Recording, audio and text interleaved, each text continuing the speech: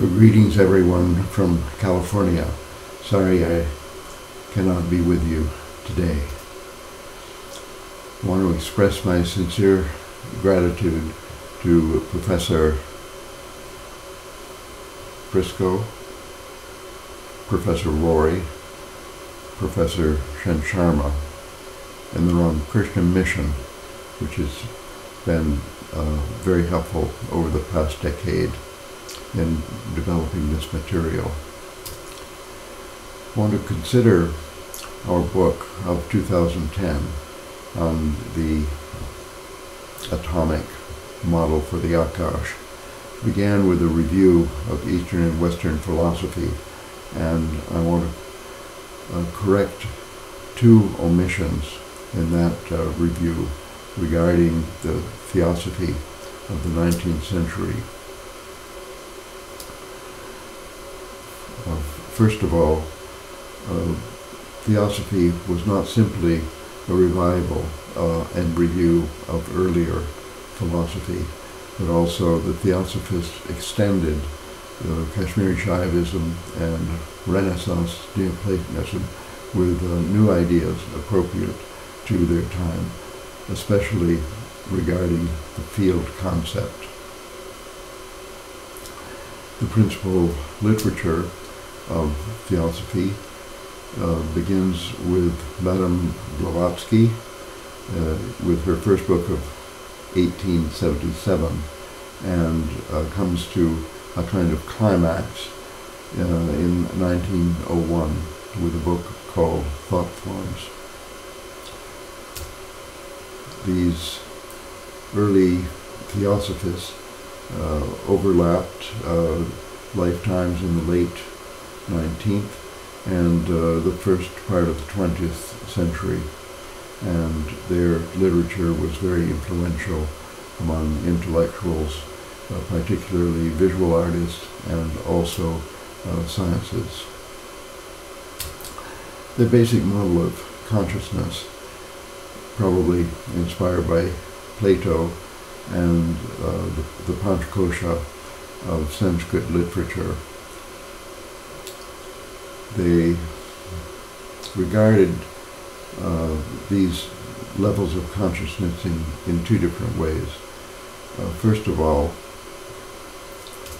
there was the view of planes of existence. This is the view of consciousness from inside one's head, looking up, as it were, and seeing successive levels or planes of consciousness of decreasing density as you go up, and ending up with at the top with a single principle. They also considered the view in each plane as if one lived there and was walking around, encountering furniture, living beings, spirits, and so on. And from this view, they spoke of the bodies, the physical body, the emotional body, and so on. These planes and occupants and activities could be viewed, in their view, by clairvoyance, that is, through the practice of meditation, or specifically training in visual perception or clairvoyance. One could learn to observe what is going on in these worlds. They described in some detail life in the astral plane and the mental plane.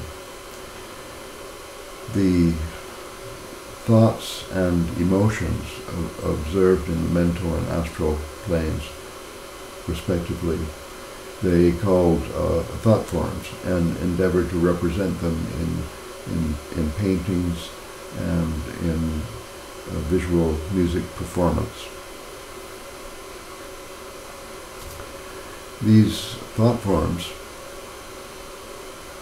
were presented in a book with colored plates about 50 different images created by their artists and clairvoyants in a book of 1901 that was very influential in the visual arts, particularly stimulated the bifurcation or development of abstract expressionism with Mondrian and Kandinsky and others in the early 20th century, and also were represented in animated or moving forms by the visual music performers Thomas Wilfred and Jordan Belson, for example. In addition, Theosophy was stimulating to the sciences. So whereas it's usual in conferences on science and consciousness to regard science as the great benefactor of philosophy, models of consciousness based on quantum mechanics, quantum field theory, for example. But we see in the historical record and the influence of the theosophists of the 19th century a reverse trend, because the field concept, so prominent in the theosophical literature, was then taken up by the physicists, and we have these first recipients of the Nobel Prize in Physics, starting with the very first one, all had to do with the great innovation of the field concept. And here's a little list of those earliest Nobel Prizes. So there you have it. This is what I wanted to share with you today as a kind of discussion starter, correcting the two omissions in our book of 2010, Demystifying the Akash.